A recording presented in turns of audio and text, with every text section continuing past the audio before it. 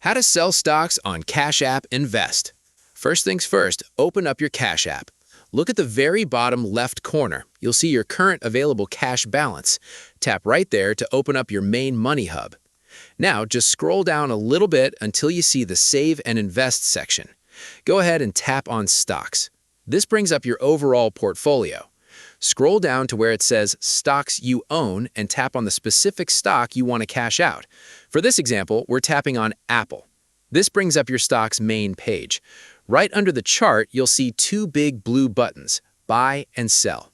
Go ahead and hit Sell. For security, Cash App is going to ask for your unique cash PIN. Just type that in right now to verify it's actually you making the trade. All right, look closely at the bottom button here. You'll notice mine says Schedule instead of Sell. Here is why.